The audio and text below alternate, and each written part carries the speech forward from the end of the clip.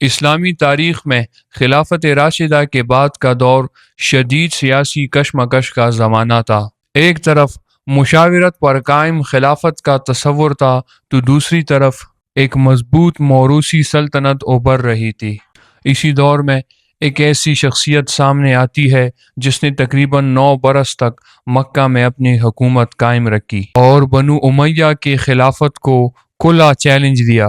یہ شخصیت تھی عبداللہ بن زبیر۔ لیکن سوال یہ ہے کہ کیا وہ خلافت راشدہ کے اصول شورا کے محافظ تھے یا پھر ایک ایسی خانہ جنگی کے اہم کردار جس نے مسلم دنیا کو مزید تقسیم کر دیا؟ رفتہ ہسٹری چینل کے سیریز اسلامک ہسٹری کے اس قسط میں ہم آج اسی شخصیت کے بارے میں گفتگو کریں گے اور ان کی زندگی، ان کی سیاسی جدوجہد اور مختلف مکاتب فکر اور جدید مورخین کی آراء کا غیر جانبدارانہ جائزہ لیں گے۔ حضرت عبداللہ بن زبیر رضی اللہ تعالیٰ عنہ کی ولادت ہجرت کے تقریباً 2 سال بعد 664 عیسوی میں مدینہ منورہ میں ہوئی۔ وہ مہاجرین کے ہاں پیدا ہونے والے پہلے بچے تھے جس پر مدینہ کے مسلمانوں نے بے حد خوشی کا اظہار کیا۔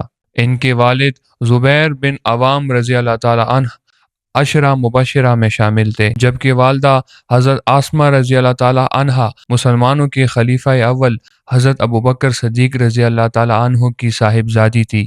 اس نسبت سے عبداللہ بن زبیر رضی اللہ تعالیٰ عنہ حضرت ابوبکر صدیق رضی اللہ تعالیٰ عنہ کے نواسے تھے، جبکہ ام المومنین حضرت عائشہ رضی اللہ تعالیٰ عنہا ان کی خالہ تھی۔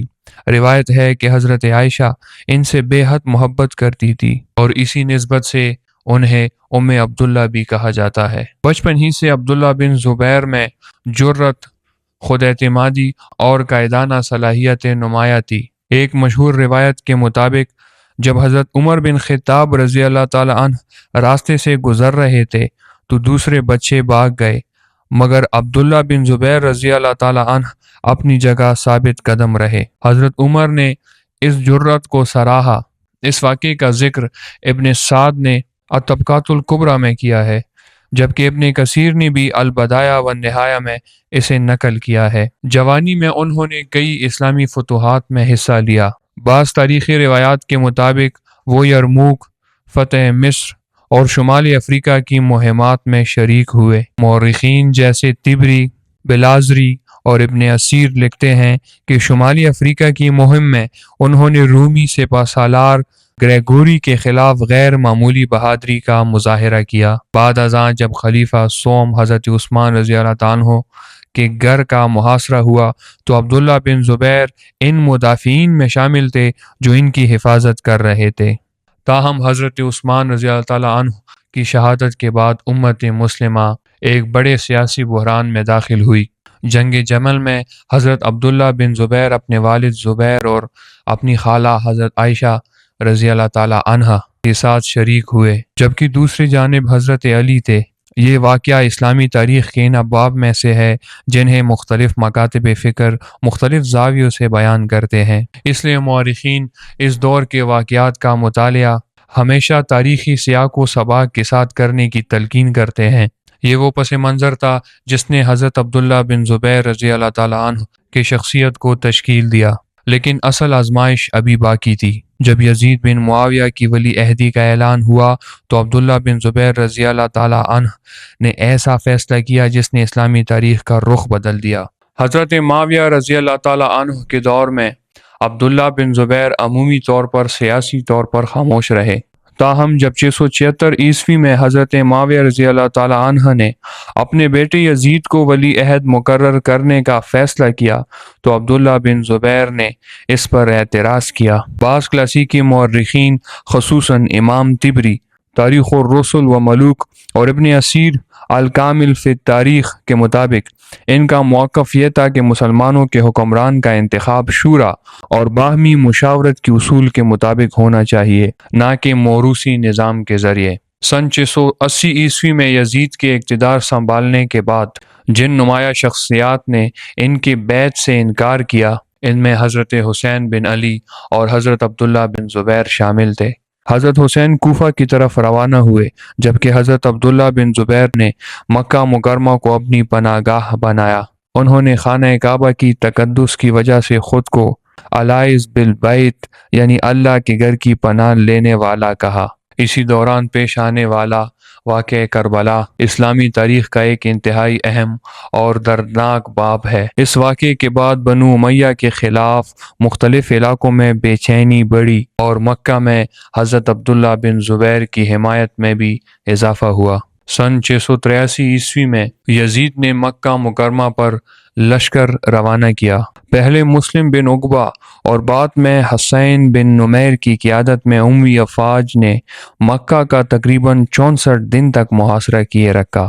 تاریخی روایات جنہیں طبری، ابن کثیر اور دوسرے مورخین نے نقل کیا ہے بیان کرتی ہے کہ اس محاصرے کے دوران منجنیقوں کے استعمال سے خانہ کعبہ کو بھی نقصان پہنچا، اور یہ واقعہ تقریباً تمام تاریخی مصادر میں افسوسناک قرار دیا گیا ہے۔ اسی دوران نومبر 663 عیسوی میں یزید کی وفات کی خبر مکہ پہنچی، جس کے بعد اموی لشکر نے محاصرہ ختم کر دیا۔ بعض تاریخی روایات کے مطابق اموی سپہ سالار حسین بن نمیر نے عبداللہ بن زبیر رضی اللہ تعالیٰ عنہ کو دمشق جا کر خلافت سنبھالنے کی پیشکش بھی کی، لیکن انہوں نے یہ تجویز قبول نہیں کی اور مکہ ہی میں قیام کو ترجیح دی۔ سن 64 ہجری یعنی 684 عیسوی میں حضرت عبداللہ بن زبیر کو مکہ مکرمہ میں امیر المومنین تسلیم کیا گیا۔ رفتہ رفتہ حجاز کے علاوہ عراق، مصر، یمن، خراساں اور بعض دیگر علاقوں نے بھی ان کی حکومت کو قبول کر لیا، یہاں تک کہ ایران کے بعض علاقوں مثلاً فارس اور کرمان میں ان کے نام کے سکے بھی ڈالے گئے، جس کا ذکر متعدد تاریخی مصادر میں ملتا ہے۔ تاہم ان کی حکومت کو ایک بنیادی چیلنج درپیش تھا۔ انہوں نے مکہ کو تو اپنا مرکز برقرار رکھا، لیکن شام اور عراق جیسے بڑے سیاسی اور عسکری مراکز پر براہ راست کنٹرول قائم نہ کر سکے۔ عراق میں ان کے بھائی مصعب بن زبیر عملاً گورنر کی حیثیت سے حکومت چلا رہے تھے، جس سے انتظامی ڈھانچہ نسبتاً غیر مرکزی ہو گیا۔ اسی عرصے میں عبداللہ بن زبیر نے خانہ کعبہ کی تعمیر نو بھی کروائی۔ ان کا کہنا تھا کہ وہ اس کی تعمیر کو اس تشکیل پر بحال کر رہے ہیں جس کی خواہش رسول اللہ صلی اللہ علیہ وسلم نے ظاہر فرمائی تھی۔ بعد میں اموی دور میں اس تعمیر میں دوبارہ تبدیلی کی گئی۔ البتہ بعض مورخین جیسے امام طبری اور ابن اسیر یہ بھی لکھتے ہیں کہ انہوں نے بنو ہاشم کے بعض شخصیات خصوصاً محمد بن حنفیہ سے بیعت لینے کے لیے سخت رویہ اختیار کیا۔ اسی وجہ سے ان کی شخصیت پر تاریخی آراء یکساں نہیں اور مختلف مکاتب فکر اس واقعے کی مختلف تشریح کرتے ہیں۔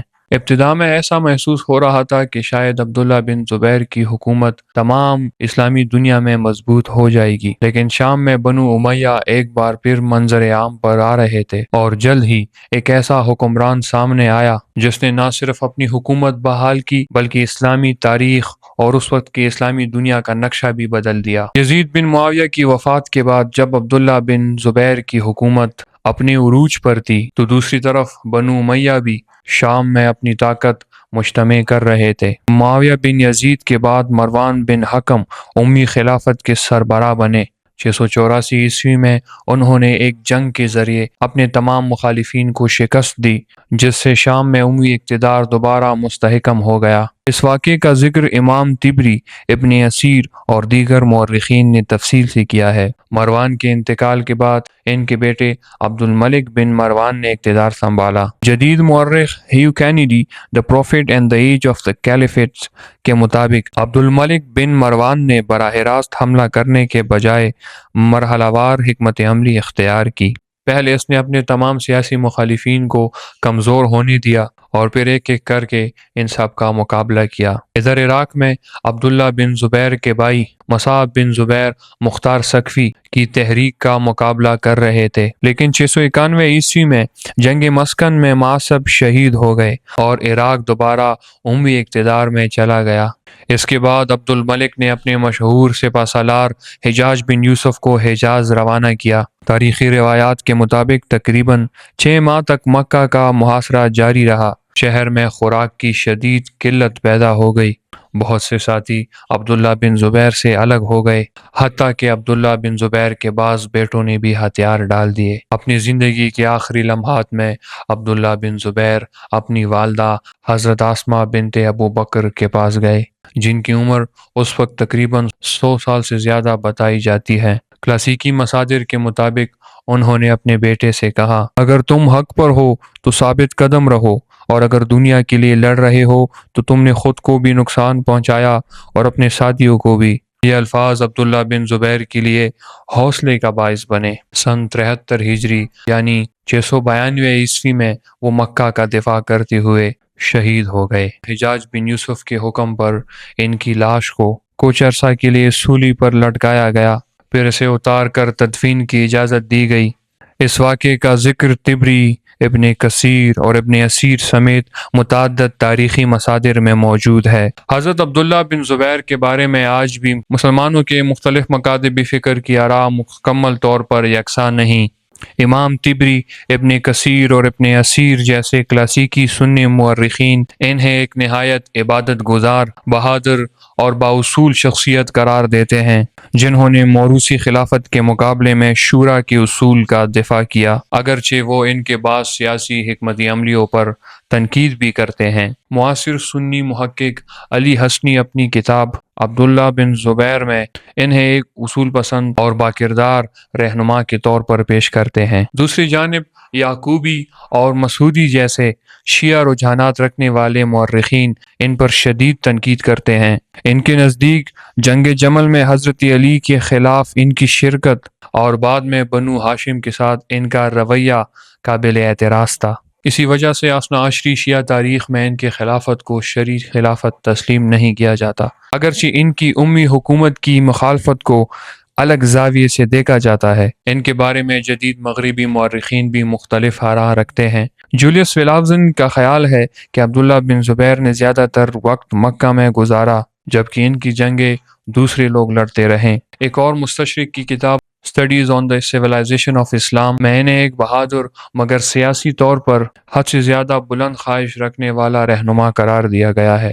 ایک اور مستشرق ہیو کینیڈی انہیں حجاز کی سیاسی قیادت کو دوبارہ مرکزیت دلانے کی ایک سنجیدہ کوشش قرار دیتے ہیں، تاہم ان کے نزدیک ایک کمزور سیاسی حکمت عملی ان کی ناکامی کی بڑی وجہ بنی۔ اسی طرح مونٹیگمری وارڈ بھی اس بات کی نشاندہی کرتے ہیں کہ اگرچہ عبداللہ بن زبیر موروثی حکومت کے نظام کے مخالف تھے، لیکن ان کے پاس پورے عالم اسلام کے لیے ایک واضح سیاسی منصوبہ موجود نہیں تھا۔ حضرت عبداللہ بن زبیر رضی اللہ تعالیٰ عنہ اسلامی تاریخ کے ان شخصیات میں شامل ہے جنہیں ایک ہی زاویے سے سمجھنا ممکن نہیں۔ کچھ لوگوں کے نزدیک وہ شورا، اصول پسندی اور استقامت کی علامت ہے، دوسروں کے نزدیک وہ ایک ایسے مدعی خلافت تھے جو وسیع سیاسی اتحاد قائم نہ کر سکے، اور مورخین کے نزدیک ان کی زندگی ہمیں یہ بتاتی ہے کہ دوسری خانہ جنگی یا دوسرا فتنہ صرف اقتدار کی جنگ نہیں تھی، بلکہ ایک قیادت اور مشاورت اور امت کے مستقبل کے بارے میں مختلف آراء کا تصادم تھا اور مختلف تصورات کا ٹکراؤ تھا۔ اس لیے عبداللہ بن زبیر کی داستان صرف ایک فرد کی سوانح نہیں، بلکہ اسلامی تاریخ کے اس نازک موڑ کی کہانی ہے جہاں اسلامی خلافت آہستہ آہستہ ایک موروثی سلطنت کی شکل اختیار کر رہی تھی۔ اگر آپ کو ہماری یہ تحقیق پسند آئی ہو تو اپنے تاثرات کمنٹ سیکشن میں ضرور شیئر کیجیے گا، اور اسلامی تاریخ پر مزید مستند دستاویزی ویڈیوز دیکھنے کے لیے رفتہ ہسٹری کو سبسکرائب کرنا مت بھولیے گا۔